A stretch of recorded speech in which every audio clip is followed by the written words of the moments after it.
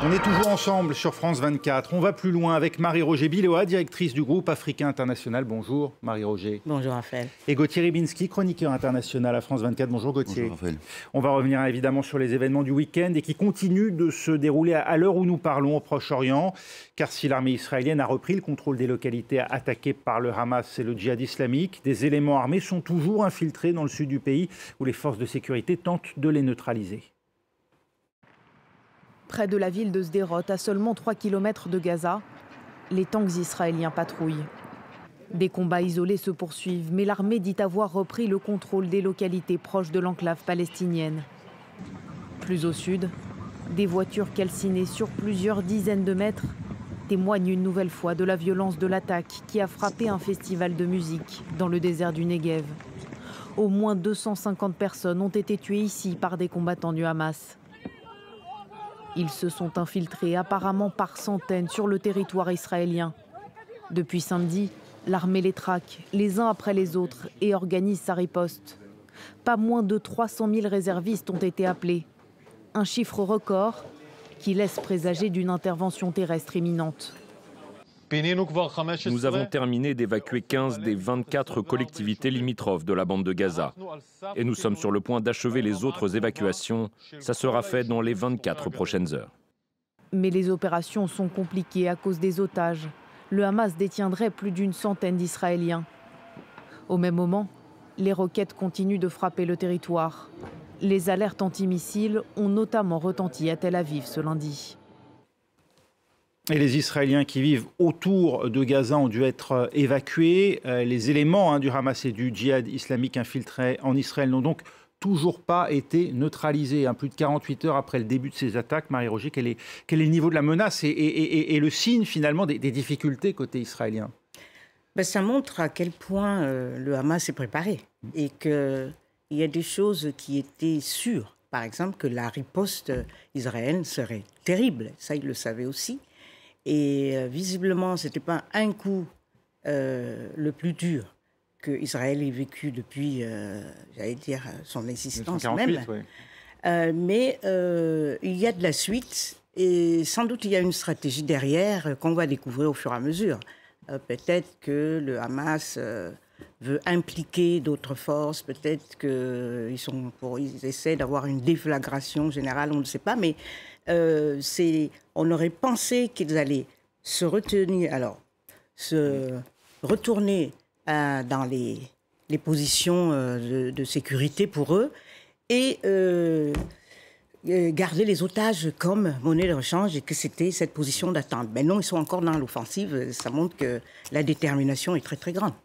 Gauthier Ribinski, il y a vraisemblablement une forme de messianisme aussi dans l'acte du Hamas qui presque mène cette opération kamikaze, qui détient ses otages, qui n'entend pas les libérer, qui entend même les exécuter un à un si Israël s'en prend à des habitations sans sommation côté à Gaza. On l'évoquera dans un instant, mais tout de même cela donne la mesure aujourd'hui de la menace à laquelle fait face Israël. On a eu l'occasion de le dire durant le week-end, vous avez suivi ces événements sur l'antenne de France 24. C'est sans précédent, il faut remonter à avant la guerre du Kippour, une offensive palestinienne sur le territoire israélien. On ne l'avait pas vu depuis la création de l'État d'Israël et qui plus est une attaque de cette ampleur, Israël n'avait jamais connu ça.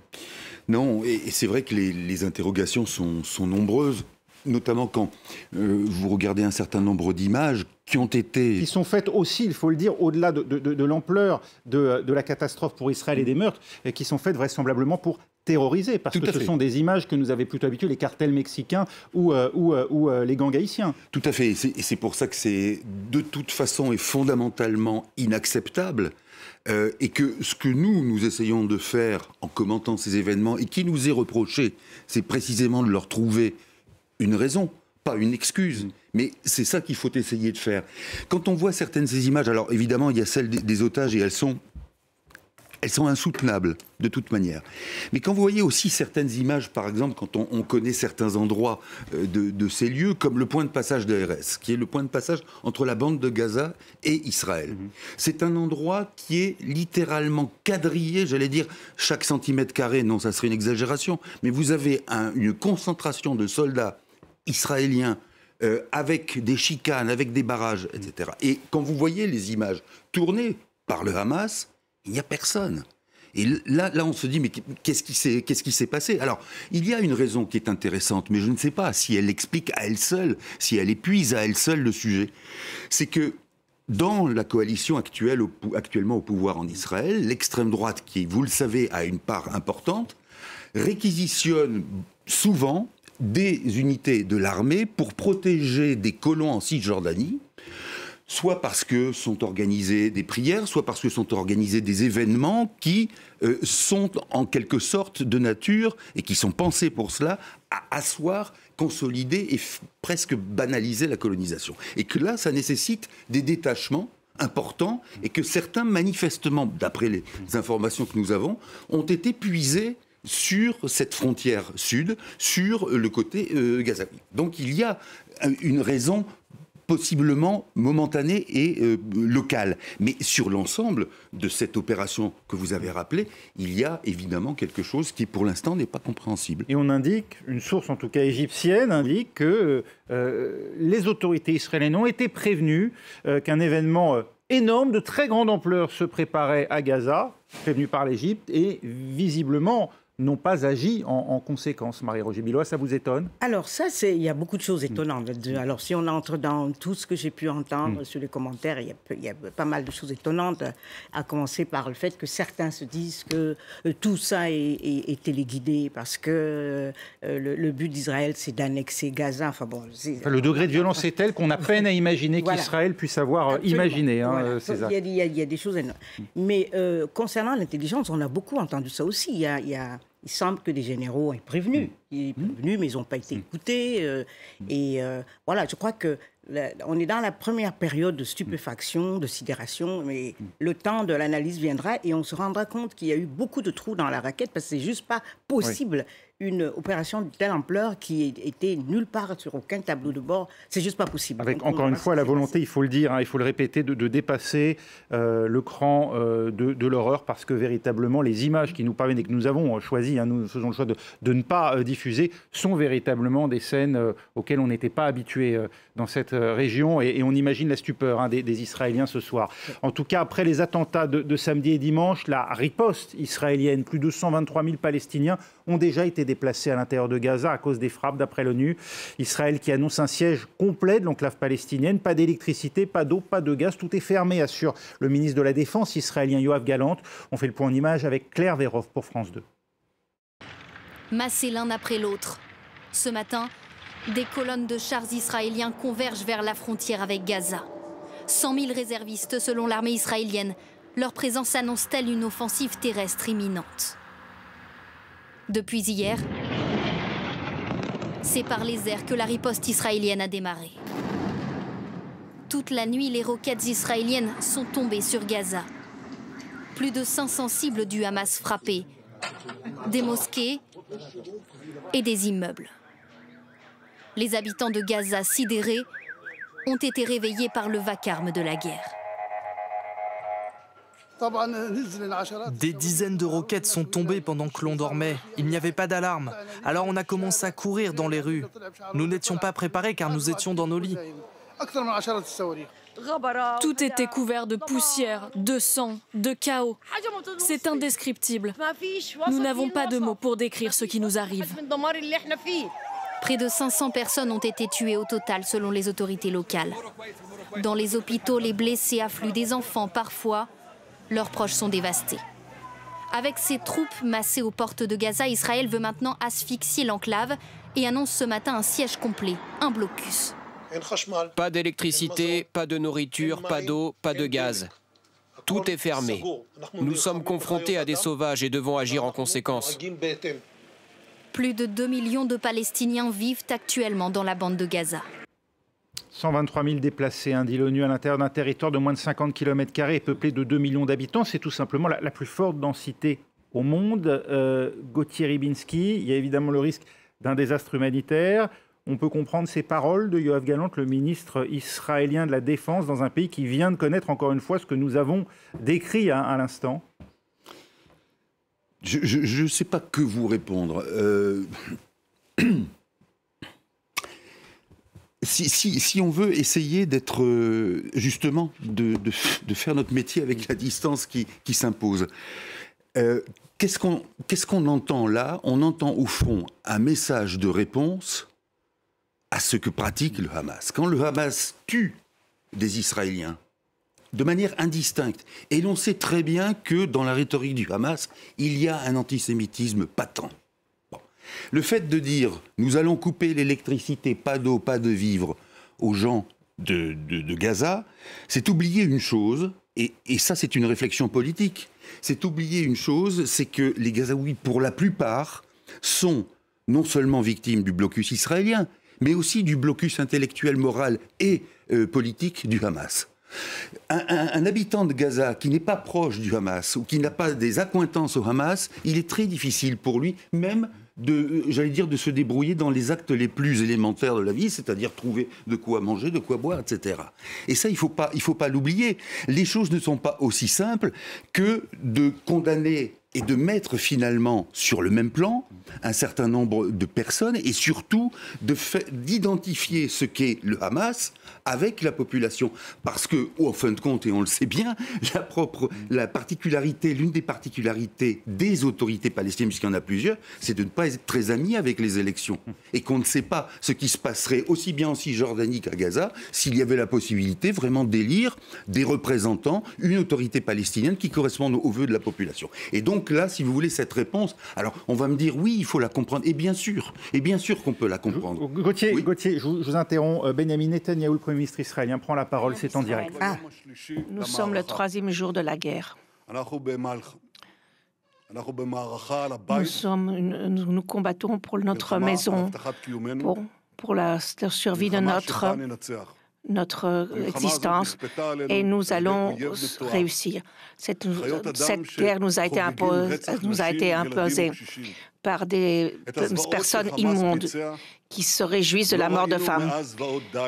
Les horreurs que Hamas a fait, nous ne les avons pas vues depuis les horreurs de Daesh, des enfants, les mains liées qui sont tués avec leurs parents, des jeunes qui sont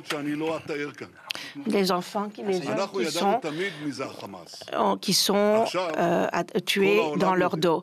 Nous savions toujours qu'est le Hamas. À présent, nous le savons. Vous le savez, le monde entier le savait. Hamas est Daesh. Et nous allons le vaincre comme le monde a vaincu Daesh. Cet ennemi a voulu la guerre, il aura la guerre. Au début de la guerre, j'avais donné l'instruction de faire 5 choses. La première chose, nettoyer les localités de toute présence ennemie dans nos localités. C'est encore en cours. Certains terroristes abjects sont encore chez nous et nos forces de sécurité continuent à travailler jour et nuit.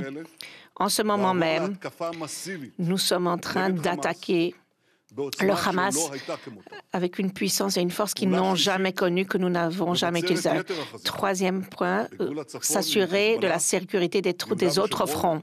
Le Nord, face au Hezbollah, la Cisjordanie et au sein même d'Israël. Je soutiens toutes les forces de sécurité, les soldats et toutes les forces de sauvetage qui travaillent sur tous ces fronts-là et qui donnent le meilleur d'eux-mêmes pour défendre Israël. Le quatrième point, continuer le soutien international de tous les pays qui peuvent nous soutenir afin d'avoir plus de forces d'action au sein même d'Israël et de la région. Et également soutenir la cohésion au sein de notre pays. Au sein de notre peuple, nous sommes tous unis. Notre peuple est uni et maintenant, j'appelle tous les leaders de tous les partis d'opposition afin de créer un parti d'union sans négocier, sans discuter, afin, comme à l'époque de Menachem Begin. Sachez, citoyens d'Israël, que nous venons que de commencer l'attaque. Ce que vous voyez comme image de désolation à Gaza et de destruction, ce n'est que le début. J'ai dit que tout endroit d'où le Hamas agira sera un endroit de ruine, un endroit détruit, et ce sera encore plus fortement fait dans les prochains jours. Je suis en contact continu avec le président Biden et je lui remercie en mon nom et en votre nom pour son soutien en mots et en action pour nous. Un porte-avions immense est en chemin vers nous. Nos alliés, nos amis comprennent l'importance de toute cette guerre. Et je remercie également de nombreux dirigeants du monde entier qui nous soutiennent. Citoyens d'Israël, je crois également vous informer qu'il y a beaucoup de fausses informations qui veulent nous diviser, comme celle de nombreux tunnels qui sont encore en action, ou que les Égyptiens nous avaient informés avant les actions. Tout cela, ce sont de fausses informations et il faut tenir force et être unis contre ces fausses informations. Vous voulez tous que cela prenne peu de temps, mais cela prendra un certain temps. Je vous promets, chers citoyens, à la fin de cette bataille, tous nos ennemis sauront que c'était une erreur, une amère erreur de nous attaquer. Ce qu'ils ont fait ces derniers jours résonnera chez eux pendant des générations. Déjà, nous avons des histoires d'héroïsme auprès de soldats, de policiers, comme par exemple l'officier Zini qui a agi et qui a combattu de façon tellement déterminée, et d'autres comme le soldat David, dont le fils hier a été circoncis. Ses amis entouraient David et il a vu la brit mila de son fils par le petit téléphone portable. Et quand il a entendu les phrases rituelles, il en a eu les larmes aux yeux. J'ai également nommé hier le général Gal Hirsch, afin de suivre le sujet de tous les otages et de toutes les personnes disparues. Et nous ferons tout pour eux.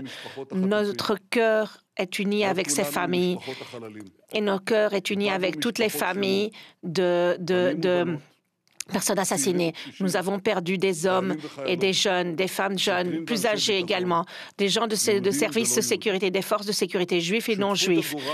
Cette union de destin nous est propre. C'est une chose vraie. C'est la chose la plus vraie, la plus profonde qui nous lie les uns aux autres. Ensemble, nous surmonterons et ensemble, nous survivrons et ensemble, nous gagnerons.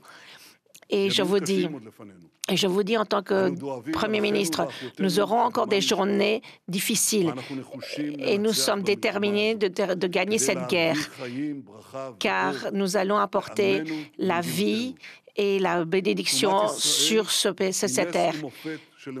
La renaissance d'Israël est un miracle. Et dans le livre de Samuel, nous avons des phrases qui nous accompagnent depuis toujours. Nous aussi, aujourd'hui, nous répondrons à cet engagement parce que le peuple d'Israël est vivant. Voilà, vous venez d'entendre donc Benyamin Netanyahou affirmer la détermination d'Israël à mener une guerre sans merci contre le Hamas, attaquer cette organisation palestinienne avec une puissance et une force jamais connues. Voilà ce qu'indique Benyamin Netanyahou, qui évoque également la menace au nord incarnée par le Hezbollah. Il se dit également prêt à défendre le territoire israélien en Cisjordanie et au sein même d'Israël. Il remercie les pays qui ont affirmé leur soutien à l'État hébreu traversé par cette cette épreuve. Nous sommes tous unis. Il entend même créer peut-être une majorité, élargir son gouvernement à un gouvernement d'union nationale. C'est du moins ce que l'on a pu comprendre des propos de Benyamin Netanyahou. Il évoque également les contacts rapprochés avec les États-Unis. Il remercie le président américain Joe Biden. Il évoque le porte-avions américain en chemin vers Israël. Voilà quelques-uns des éléments avancés par Benyamin Netanyahou qui tord le cou aussi à certaines rumeurs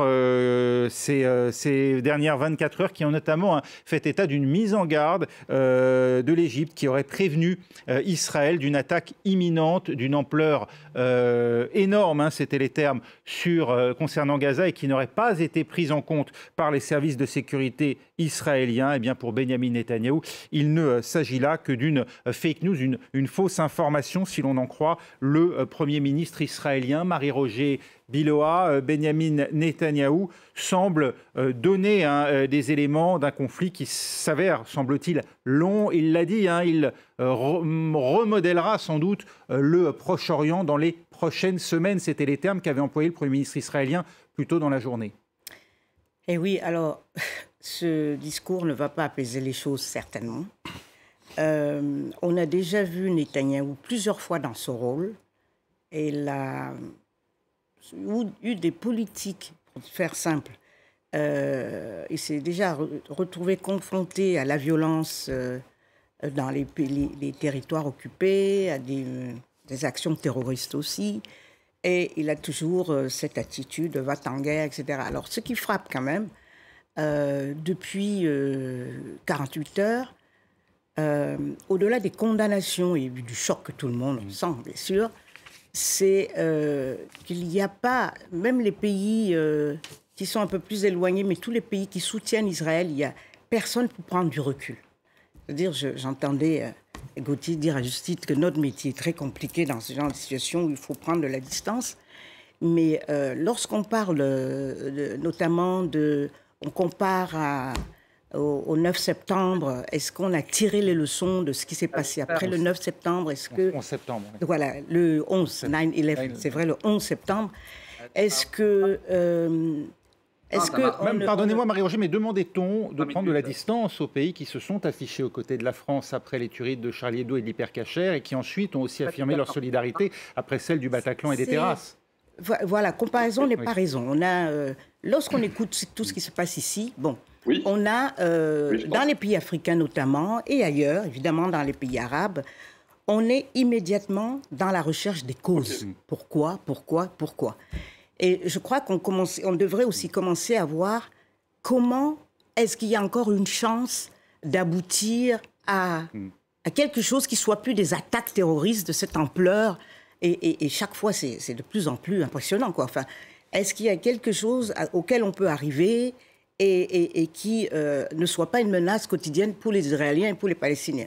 Ça, je crois pour vous, le discours que vient de tenir Benyamin Netanyahou n'est pas de nature à aller vers la recherche de solutions? Certainement pas. Il n'a parlé que de la guerre, que les gens vont regretter. On comprend aussi, c'est son rôle, parce qu'ils viennent de subir une défaite, une humiliation. Et donc, sans des ressortissants, au moins, et sans doute aussi un certain nombre d'étrangers, puisqu'on est sans nouvelles de 14 Français, nous dit-on, sont actuellement entre les mains du Hamas, qui menace d'en exécuter un pour chaque habitation palestinienne à Gaza qui serait bombardée sans sommation par l'armée israélienne. Donc on comprend aussi qu'on est face à un Premier ministre sous cette pression-là. Et est-ce qu'il pense qu'en menaçant de « je vais venir vous taper, je vais venir vous bombarder », il règle quoi que ce soit? J'aimerais bien savoir son schéma mental, si ce n'est pas autre chose que juste une forme de vengeance et de...